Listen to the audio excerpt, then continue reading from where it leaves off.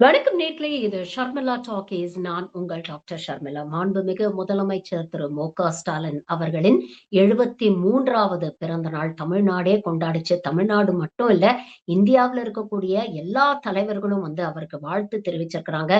மீண்டும் 2026 தேர்தல்ல திமுக கூட்டணி வெற்றி பெற்று திராவிட மாடல் 2.0 அமையணும் அப்படின்னு எல்லாரும் ஒருமனதா வாழ்த்தி இருக்கிறாங்க அப்படிங்கறது நம்மளால பார்க்க முடியுது. 5 வருஷ ஆட்சி நிறைவுக்கு வரப்போகுது. இந்த ஆட்சியில இருக்கக்கூடிய எத்தனையோ ஸ்கீம்ஸ இன்னைக்கு மக்கள் வரவேற்றிருக்கிறாங்க. மக்கள் மத்தியில பெரும் வரவேற்பை பெற்றிருக்கிறது. மக்களுடைய அங்கீகாரத்தை பெற்றிருக்கிறது. மக்களுடைய நம்பிக்கையை பெற்றிருக்கிறது அப்படின்னு சொன்னோம். இது எல்லாத்தையும் தாண்டி சிஎம் அப்படிங்கிற முறையில, ஒரு தனிப்பட்ட தலைவர் அப்படிங்கிற முறையில அவருக்கு இருக்கக்கூடிய குட்வில் அதையும் மக்கள் இன்னைக்கு வெகுவா பாராட்டுறாங்க அப்படிங்கிறத பாக்குறோம். கலைஞருக்கு அப்புறம் யாரு, ஜெயலலிதாக்கு அப்புறம் யாரு, தமிழ்நாட்டு அரசுல ஒரு வெற்றிடம் வந்துருச்சு அப்படின்னு எல்லாம் பேசினவங்க ஒரு பக்கம். இன்னொரு பக்கம் கட்டம் சரியில்லை, வட்டம் சரியில்லை, அதனால அவருக்கெல்லாம் முதல்வர் ஆறதுக்கு வாய்ப்பே இல்லை அப்படின்னு பேசினவங்க இன்னொரு பக்கம். ஆனா எல்லோருக்குமான ஒரு அரச 5 வருஷமா நடத்தி, எனக்கு இன்னும் ஞாபகம் இருக்கு. அவர் உறுதிமொழி எடுத்துக்கும் போது சொன்னாரு, எனக்கு ஓட்டு போட்டவங்களுக்கும் வேலை செய்வேன், எனக்கு ஓட்டு போடாதவங்களுக்கும் நான் வேலை செய்வேன் அப்படின்னு சொல்றாரு. அந்த விதத்துல பல்வேறு மிகச் சிறப்பான திட்டங்களை அவர் கொண்டு வந்திருக்கிறாரு. இதுல எனக்கு பிடிச்ச டாப் 5 திட்டங்கள நான் இன்னைக்கு உங்களோட பகிர்ந்துக்க போறேன். இந்த காணொளியுடைய நோக்கம் என்னன்னா, இதை பார்க்கக்கூடிய நேயர்களாகிய நீங்கள், எனக்கு ஏகப்பட்ட ஸ்கீம்ஸ் இருக்கு. இதுல டாப் 5ன்னு பிக் பண்றதுல எனக்கு கொஞ்சம் கஷ்டமா தான் இருந்தது. ஆனா இதை விட சிறப்பு அப்படின்னு நீங்க நினைக்கக்கூடிய உங்களுடைய ஒப்பீனியன்ஸும் இருக்கலாம். இது எல்லாத்தையும் கலெக்ட் பண்ணணும் அப்படிங்கிறது தான் இந்த காணொளியுடைய நோக்கம். அதனால இந்த திமுக ஆட்சியில, திராவிட மாடல் ஆட்சியில முதலமைச்சர் மு.க. ஸ்டாலின் அவர்கள் கொண்டு வந்த திட்டங்கள்ல உங்களுக்கு பிடிச்ச திட்டம் என்ன? அது ஏன் பிடிக்கும்? எதனால பிடிக்கும்? இந்த விஷயத்த உங்கள் கருத்து மூலமாக இந்த காணொளி கீழ தயவு செஞ்சு பதிவு பண்ணுங்க அப்படிங்கறத ஒரு கோரிக்கையா வச்சுட்டு இந்த காணொளிக்குள்ள போறேன். டாப் 5 திட்டங்கள் அப்படிங்கறதுல நம்பர் 5ல இருந்து நான் ஆரம்பிக்கிறேன். எனக்கு நம்பர் 5 அப்படிங்கிற ரேங்கிங் நான் கொடுத்த திட்டம் நான் முதல்வன் அப்படிங்கிற திட்டம். அதாவது பள்ளி படிப்பை முடிச்சுட்டு ஹையர் எஜுகேஷனுக்கு போகக்கூடிய குழந்தைகளுக்கு இந்த ஸ்கில் டெவலப்மெண்ட் அப்படிங்கிற ஒரு விஷயத்த ஏற்படுத்தி, அவங்களுக்கு திறன் மேம்பாட்டு பயிற்சிகளை அளிச்சு, ஒரு ஜாப் ரெடி அப்படிங்கிற ஒரு விஷயத்த உருவாக்குறாங்க இல்லையா? அதாவது ஒரு ஜாப் மார்க்கெட்டுக்குள்ள போக போறாங்க. பள்ளி படிப்பை முடிக்கிறாங்க, அப்புறம் பட்டப்படிப்பை முடிக்கிறாங்க. முடிச்சுட்டு அடுத்த அவங்களுடைய கெரியரை எஸ்டாப்ளிஷ் பண்ணணும். அவங்களுக்கான ஒரு கெரியர் பாத் அவங்க சூஸ் பண்ணணும் அப்படிங்கும் பொழுது, அப்படிப்பட்ட குழந்தைகளுக்கு கெரியர் ஆப்பர்ச்சுனிட்டிஸ பத்தி அவங்களுக்கு விளக்கமா சொல்லி, அவங்களுக்கு திறன் மேம்பாட்டு பயிற்சி கொடுத்து, ஒரு ஜாப் மார்க்கெட்டுக்கு ரெடியான ஒரு ஹியூமன் ரிசோர்ஸ் கேபிட்டலா, ஒரு இன்வெஸ்ட்மென்ட்டா, அடுத்த தலைமுறைக்கு நாம செய்யக்கூடிய ஒரு லாங் டெர்ம் இன்வெஸ்ட்மென்ட்டா இந்த திட்டத்த நான் பார்க்கிறேன். அந்த விதத்துல பார்த்தீங்கன்னா, இது மிகவும் பயனுள்ள ஒரு திட்டம். இத ஒரு வெறும் ஒரு வெல்ஃபேர் ஸ்கீமா மட்டும் பார்க்காம, ஒரு சோசியல் இன்வெஸ்ட்மென்ட் மாடலா நம்ம பார்க்க வேண்டியிருக்கு. அப்படி பார்க்கும் பொழுது, இந்த ஸ்கீம் மூலமாக பயன்பெறக்கூடிய மாணவர்கள், நாளைக்கு இங்க நம்ம ஃபாரின்ல இருந்து நிறைய டெவலப்மென்ட்ஸ் கொண்டு வரோம், நிறைய இன்வெஸ்ட்மென்ட்ஸ் கொண்டு வரோம். கிட்டத்தட்ட 12,00,000 கோடிக்கு மேல முதலீடுகள் கொண்டு வந்திருக்கோம். ஏகப்பட்ட ஃபேக்டரிஸ் உருவாகுது. வெவ்வேறு தளத்துல இன்னைக்கு எலக்ட்ரானிக்ஸ் ஆகட்டும், ஆட்டோமேஷன் ஆகட்டும், ஆட்டோமொபைல் இண்டஸ்ட்ரி ஆகட்டும், இப்படி எல்லா விதத்திலயும் நாம வளர்ச்சி அடைஞ்சுகிட்டு இருக்கோம், விரிவடைஞ்சிட்டு இருக்கோம் அப்படிங்கும் பொழுது, அதற்கு தகுதியான ஒரு வொர்க் ஃபோர்ஸ நம்ம கிரியேட் பண்றோம் அப்படிங்கிறதுக்கு இந்த திட்டம் ரொம்ப உதவியாக இருக்கு அப்படிங்கிறதுனால, இந்த திட்டத்துக்கு நான் நம்பர் 5 ரேங்கிங் குடுக்கிறேன். நம்பர் 4 ரேங்கிங் நான் குடுக்கிறது முதலமைச்சருடைய காப்பீடு திட்டம். அதாவது காம்ப்ரிஹென்சிவ் ஹெல்த் இன்சூரன்ஸ் ஸ்கீம். இது எவ்வளவு பேருக்கு உதவியாக இருக்கு அப்படிங்கிறது ஒரு மெடிக்கல் ஃப்ரெட்டர்னிட்டியை சேர்ந்த என்னால நல்லா உணர முடியுது. எத்தனையோ பேர் காசு இல்லாம இன்னைக்கு பல குடும்பங்கள்ல நீங்க பாத்தீங்கன்னா, பல நடுத்தர குடும்பங்கள் திடீர்னு அந்த குடும்பத்துல யாருக்காவது ஒருத்தருக்கு உடம்பு சரியில்லாம ஏதாவது ஒரு நோயின்னு ஒரு ஹாஸ்பிட்டல்ல போய் ஒரு அட்மிஷன் போட்டுட்டு வெளியில வர்றதுக்குள்ள வீட்டுல இருக்கக்கூடிய பாதி வளங்கள் போயிடும். கையு, காது, கழுத்துன்னு எல்லாத்தையும் கொண்டு போய் அடமானம் வச்சு இன்னைக்கு பிரைவேட் ஆஸ்பத்திரியில இருக்கக்கூடிய பில்லு, கமர்ஷியலைசேஷனை நீங்க பாத்தீங்கன்னா பயமாக இருக்கு. ஆஸ்பத்திரியில கொண்டு போய் அட்மிட் பண்ணணும் அப்படிங்கிறதுக்கே 1க்கு 2 தடவை யோசிக்க வேண்டிய ஒரு நிலைமை இருக்கு. பல குடும்பங்கள் பாத்தீங்கன்னா, இந்த மாரி ஹெல்த் இன்சிடென்ட்க்கு அப்புறம் பாத்தீங்கன்னா, வறுமையில தள்ளப்படக்கூடிய குடும்பங்கள் எத்தனையோ இருக்கு. அப்படிப்பட்ட குடும்பங்களுக்கு நான் ஏழை எளிய குடும்பங்கள் பத்தி மட்டும் பேசல. மிடில் கிளாஸ் ஃபேமிலிஸ்க்கே இன்னைக்கு இந்த CM comprehensive health insurance scheme அப்படிங்கிறது ஒரு மிகப்பெரிய வரப்பிரசாதமாக இருக்கிறது. தமிழ்நாடு பூரா எத்தனை மல்டி ஸ்பெஷாலிட்டி ஹாஸ்பிட்டல்ஸ் ஓபன் பண்ணியிருக்காங்க. எத்தனை கட்டிங் எட்ஜ் சர்ஜரிஸ வந்து இன்னைக்கு இலவசமா பண்ணிக்கிட்டு இருக்காங்க. 2 நாள் முன்னால கூட ஒரு வீடியோ பார்த்தேன். அயோர்டிக் ரப்சர் ஆன ஒரு பேஷண்ட், ஒரு ஏழை விவசாயி, அவருக்கு அயோர்டிக் ரப்சர் ஆயிருக்கு. நீங்க பிரைவேட் ஹாஸ்பிட்டல் கொண்டு போனீங்கன்னா கிட்டத்தட்ட 60 லட்சம் ரூபாய் ஆகும் உயிரை காப்பாத்துறதுக்கு. அப்படிப்பட்ட எமர்ஜென்சி சர்ஜரிய ஒரு அரசு மருத்துவமனையில ஒரு சல்லி காசு வாங்காம இலவசமா பண்ணி அந்த விவசாயியுடைய உயிரை காப்பாத்தி இருக்கிறாங்க. இது வெறும் அவர் உயிரை காப்பாத்துறதோட நிக்கலங்க. அந்த குடும்பத்துடைய எதிர்காலத்தை காப்பாத்தி இருக்கிறாங்க அப்படின்னு தான் சொல்லணும்.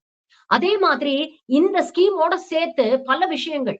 இன்னுயிர் காப்போம், நம்மை காக்கும் 48 யோசிச்சு பாருங்களேன். ஒரு ரோட்ல ஒரு ஆக்சிடென்ட் நடக்குது. பக்கத்துல இருக்கக்கூடிய ஆஸ்பத்திரிக்கு கொண்டு போறதுக்கே 1க்கு 2 தடவை யோசிப்பாங்க. ஐயையோ!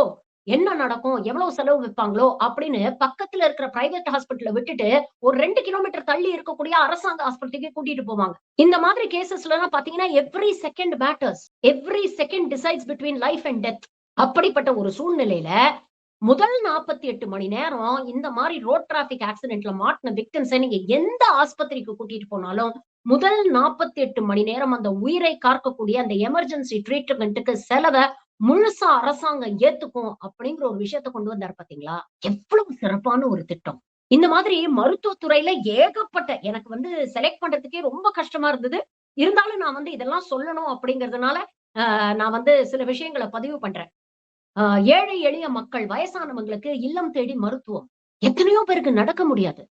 ஆனா மாசா மாசம் அவங்க வீடு வரைக்கும் போயி, அவங்க பிபிய செக் பண்ணி, அவங்க சுகர செக் பண்ணி, அவங்க மாத்திரைகள கரெக்ட்டா எடுத்துக்கிறாங்களா? அப்படிங்கிறத செக் பண்ணி, அவங்களுக்கு மாத்திரைகள குடுத்துட்டு வருது அப்படிங்கிற ஒரு விஷயம் இருக்குல்ல. அது எவ்வளவு பெரிய ஒரு நல்ல விஷயம் யோசிச்சு பாருங்களேன். இன்னைக்கு எத்தனையோ வயசான அப்பா, அம்மா இன்னைக்கு தனியா கஷ்டப்பட்டுட்டு இருக்காங்க. பிள்ளைங்க எங்கேயோ ஒரு மூலையில போய் வேலை செய்றாங்க. வேற மாநிலங்கள்ல போய் வேலை செய்றாங்க. வேற நாடுகளுக்கு வந்து வேலை தேடி போறாங்க. ஐயோ! வீட்ல நம்ம வயசான அப்பா, அம்மா வந்து கஷ்டப்படுவாங்களே! அப்படிங்கிற ஒரு கவலையோட அந்த மக்கள் வாழ்ந்துட்டு இருப்பாங்கல்ல. மாசா மாசம் வந்து வீட்ல எல்லாத்தையும் செக் பண்ணிட்டு போறாங்க. ஆரோக்கியமா இருக்காங்களா? அப்படிங்கிறத செக் பண்ணிட்டு போறாங்க. வீட்டுக்கே ரேஷன் பொருட்கள் வருது. இதெல்லாம் எவ்வளவு நல்ல திட்டங்கள். இதெல்லாம் மிகச் சிறப்பாக நடைமுறைப்படுத்தி இருக்கிறது இந்த அரசு. அதனால நம்பர் 4ல சிஎம் உடைய காம்ப்ரிஹென்சிவ் ஹெல்த் இன்சூரன்ஸ் ஸ்கீம நான் ரேங்க் பண்றேன். 3வது கலைஞர் மகளிர் உரிமை தொகை. இது என்னமோ ஏழை பெண்களுக்கெல்லாம் வந்து ரூ. 1000 சும்மா தூக்கி குடுத்துடுறாங்க. இந்த ரூ. 1000ல என்ன பெருசா பண்ண முடியும்? நாக்கு வலிக்க கூட உதவி செய்யாது. அப்படின்னு எதிர்க்கட்சிகள் விமர்சனம் பண்றாங்க. இன்னும் ஒரு அளவுக்கு கொச்சையாக போய் அதிமுகவுடைய சி.வி. சண்முகம் கொஞ்ச நாள் முன்னால அவர் பேசினாரு. அதெல்லாம் வந்து காது குடுத்து கூட கேட்க முடியாது. இலவசமா வீட்டுக்கு வீடு ரூ. 1000 குடுக்குறாங்க. நாளைக்கு வீட்டுக்கு வீடு இலவசமா பொண்டாட்டி குடுப்பாங்க. அப்படின்னு நாக்குல நரம்பு இல்லாம பேசினாரு அந்த மனுஷன். ஆனா, இந்த திட்டம் எவ்வளவு சிறப்பான திட்டம் அப்படிங்கிறத யோசிச்சு பாருங்க. ஃபர்ஸ்ட் அண்ட் ஃபோர்மோஸ்ட் வீட்டில் இருக்கக்கூடிய ஹவுஸ் வைஃப்ஸ் அவங்க செய்யக்கூடிய வேலை அவங்களுக்கெல்லாம் லீவே கிடையாதுங்க. நாமெல்லாம் நெனச்சா ஒரு நாளைக்கு கேஷுவல் லீவ் போடலாம், இல்ல சிக் லீவ் போடலாம். அவங்களுக்கெல்லாம் என்னைக்கு விடுமுறை? வருஷம் பூரா 24 மணி நேரம் 365 நாள் வருஷக்கணக்கா எந்தவித பிரதிபலனும் எதிர்பார்க்காம குடும்பத்துக்காக உழைக்கிறாங்க. அந்த உழைப்புக்கு தங்களுடைய சகோதரர், தங்களுடைய அண்ணன் குடுக்கக்கூடிய ஒரு அங்கீகாரமா இந்த ரூ. 1000 பார்க்குறாங்க. அந்த ரூ. 1000 எந்த அளவுக்கு அவங்களுக்கு யூஸ்ஃபுல்லா இருக்குன்னு எத்தனை பெண்கள் சோசியல் மீடியால பேசுறாங்க, மெயின் ஸ்ட்ரீம் ஊடகங்கள்ல பேசுறாங்க. மாச கடைசி ஆனா பட்ஜெட்ல துண்டு விழுந்தா எங்களுக்கு இந்த ரூ. 1000 ஹெல்ப்ஃபுல்லா இருக்கு. பசங்களுக்கு டியூஷன் ஃபீஸ் கட்டுறதுக்கு எங்களுக்கு யூஸ்ஃபுல்லா இருக்கு. திடீர்னு மருந்து மாத்திரை ஏதாவது வாங்கணும்னா, அதுக்கு எங்களுக்கு நல்லா இருக்கு. ஒண்ணும் இல்லங்க. கேஸ் தீர்ந்து போச்சு. கேஸ் வாங்கணும்னா எங்களுக்கு இது பயன்படுது. இல்லன்னா, இத நாங்க சிறுக சிறுக சேமித்து வச்சு, சீட்டு கட்டி, அது மூலமா என் பேரனுக்கு ஒரு தங்க மோதிரம் வாங்கி குடுத்தேன். அப்படின்னு ஒரு வயசான அம்மா சொல்றாங்க. இதுல 2, 3 விஷயங்கள் நீங்க யோசிச்சு பார்க்கணும். இத வெறும் ஒரு கேஷ் டிரான்ஸ்ஃபரா நெறைய பேர் பார்க்குறாங்க. ஆனா அது அப்படி இல்ல. இத கேஷா குடுக்கறதுனால அந்த பயன் பெறக்கூடிய பெண்கள் யோசிச்சு பாருங்களேன். அவங்களுக்கு ஒரு ஃப்ளெக்சிபிலிட்டி கிடைக்குது. இப்போ நீங்க ஒரு கலர் டிவி குடுக்கறதுனாலயோ, இல்ல வீட்டுக்கு வீடு மிக்ஸி குடுக்கறதுனாலயோ, கிரைண்டர் குடுக்கறதுனாலயோ, அதுல வந்து பல பேருக்கு அது தேவைப்படலாம். பல பேருக்கு வந்து எங்க வீட்ல ஆல்ரெடி இருக்குப்பா. இது வர்றதுனால எங்களுக்கு என்ன பெருசா மாற்றம் ஏற்பட போகுது அப்படின்னு நினைக்கலாம். ஆனா இந்த ரூ. 1000 அப்படிங்கிறது ஒவ்வொருத்தருக்கும் ஒவ்வொரு மாரியான தேவைகள் இருக்கும். அப்போ அவங்களுடைய தேவைகள பூர்த்தி செய்யறதுக்கு அவங்களுக்கு கையில காசு கிடைக்குது. அத எப்படி செலவு பண்ணணும் அப்படிங்கிறத அந்த பெண்கள் முடிவு பண்றாங்க. அப்போ அந்த முடிவு எடுக்கக்கூடிய அந்த உரிமையை அந்த பெண்கள் கிட்ட குடுக்குறாங்க. அந்த டிசிஷன் மேக்கிங் கெப்பாசிட்டி அந்த பெண்களுக்கு போகுது. எனக்குன்னு ஒரு அக்கவுண்ட் இருக்கு.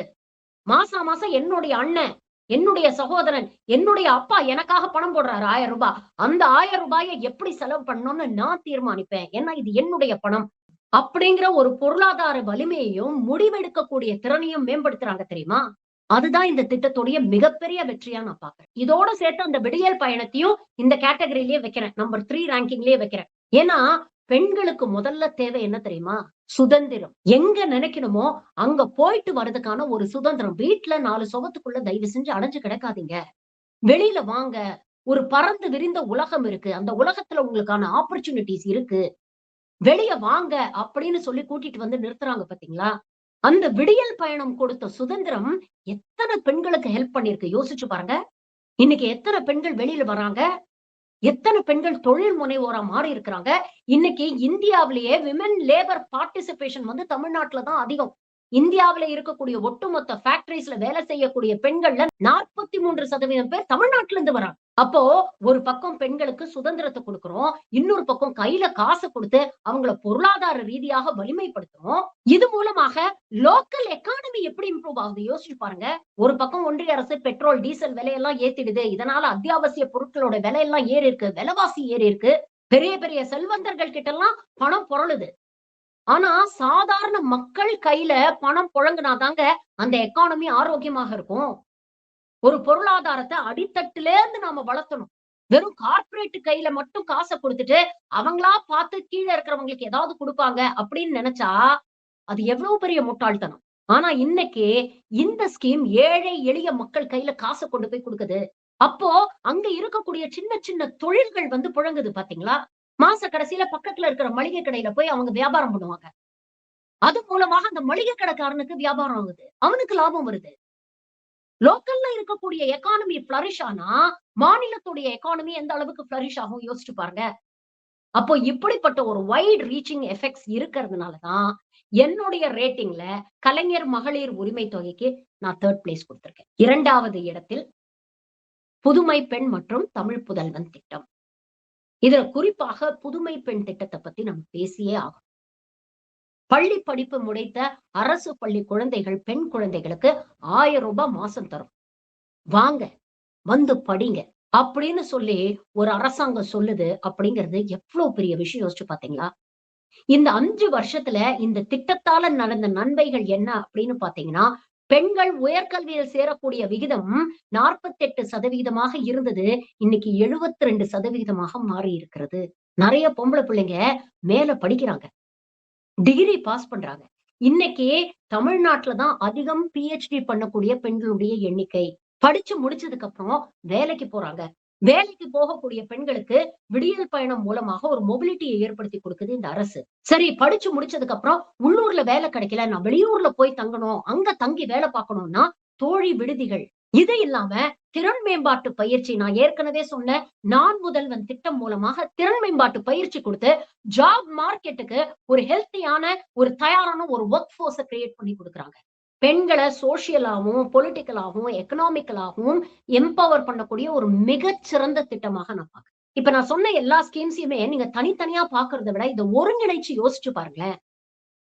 ஒரு பக்கம் உங்களுக்கு வந்து மொபிலிட்டி குடுக்குறாங்க. எங்க வேணாலும் நீங்க போலாம். அப்படிங்கிற ஒரு ஃப்ரீடத்த உங்களுக்கு ஏற்படுத்தி குடுக்குறாங்க. கையில காசு குடுக்குறாங்க. நீங்க யாரும் நம்பி இருக்க வேண்டாம். உங்கள் முடிவ நீங்களே எடுக்கலாம் அப்படிங்கிற அந்த சுதந்திரத்தை உங்களுக்கு குடுக்குறாங்க. 3வது உங்க கல்விய மேம்படுத்துறாங்க. உங்கள் திறனை மேம்படுத்துறாங்க.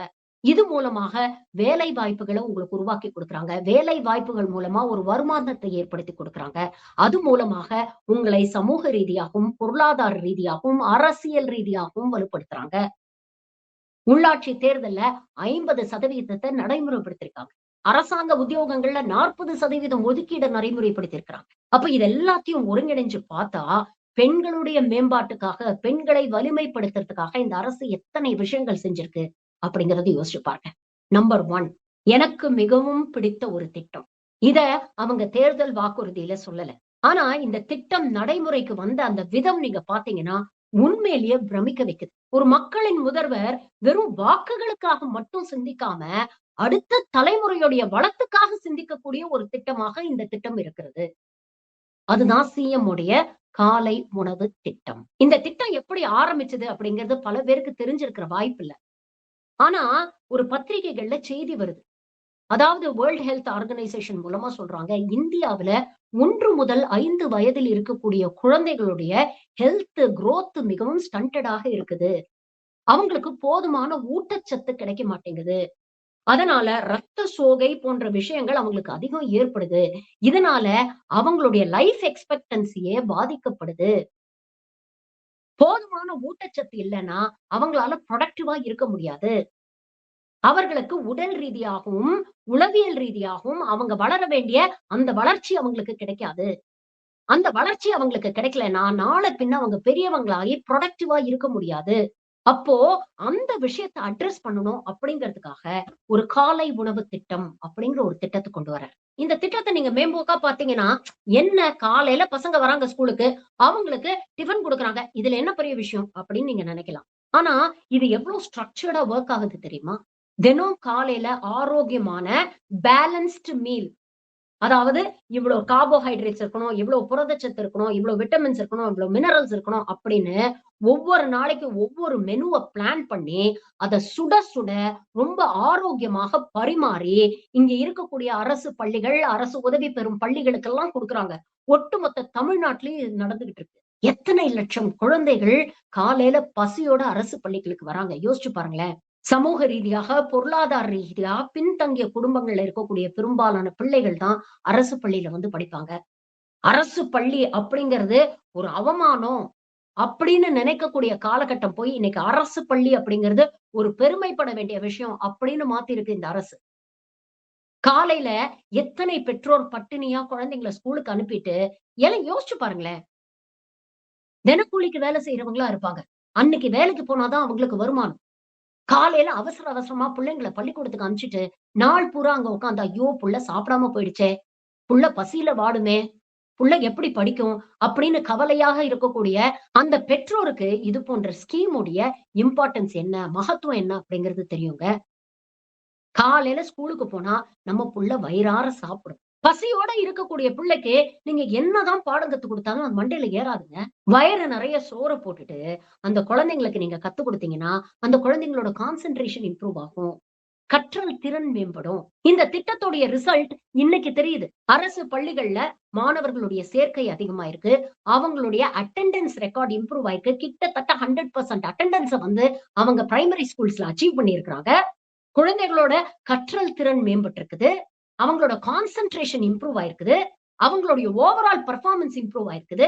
அப்போ இத வெறும் ஒரு சாப்பாடு போடுற திட்டமா நம்ம பார்க்கல. அடுத்த தலைமுறை மீது நாம போடக்கூடிய இன்வெஸ்ட்மென்ட். அடுத்த தலைமுறையுடைய எதிர்காலத்துக்காக நாம செய்யக்கூடிய முதலீடு. சுவர் இருந்தா தானேங்க சித்திரம் எழுத முடியும். நம்ம குழந்தைகள் நல்லா ஆரோக்கியமா, நல்ல வளர்ச்சியோட, உடல் வளர்ச்சியோட, மன வளர்ச்சியோட நம்ம குழந்தைங்க இருந்தா தானே, நாளைக்கு அவங்களால சாதிக்க முடியும். இன்னைக்கு இந்த ஸ்கீம் எந்த அளவுக்கு முக்கியத்துவம் பெற்றிருக்கு அப்படின்னு பார்த்தீங்கன்னா, மேலை நாடுகள்ல யுகே, கனடா போன்ற நாடுகள்லாம் இதை இன்னும் நடைமுறைப்படுத்துறாங்க. பிரேக்ஃபாஸ்ட் ஸ்கீம கொண்டு வந்திருக்கிறாங்க. இந்த ஸ்கீம பாஜக ஆளக்கூடிய மாநிலங்கள்லயும் இப்ப பின்பற்ற ஆரம்பிச்சுட்டாங்க. எப்படி மகளிர் உரிமை தொகையை பத்தி நாம பேசிட்டு இருக்கோமோ, அதே மாதிரி இந்த ஸ்கீம பத்தி பேசுறாங்க. அப்ப எவ்வளவு தொலைநோக்கு பார்வையோட ஒரு அரசு இருந்தால், ஒரு முதல்வர் இருந்தால், இப்படிப்பட்ட ஸ்கீம்ஸ கொண்டு வருவாங்க சொல்லுங்க. இன்னைக்கு தன்னுடைய பர்த்டே கிஃப்ட்டா ஸ்டாலின் அவர்கள் 3 முக்கியமான அனவுன்ஸ்மென்ட்ஸ் குடுத்திருக்கிறாரு. ஒரு முக்கியமான ஸ்கீம் என்னன்னு பாத்தீங்கன்னா, முதியோர், கைம்பெண்கள், மாற்றுத்திறனாளிகள் இவங்கெல்லாம் வந்து பராமரிப்பு உதவித்தொகை பெற்று வரும் மாற்றுத்திறனாளிகளின் குடும்பங்கள் அப்படின்னு கிட்டத்தட்ட 37,79,000 பேருக்கு சிறப்பு நிதியாக ஆளுக்கு ரூ. 2,000 இன்னைக்கு அவங்க அக்கவுண்ட்ல போட்டிருக்கிறாரு.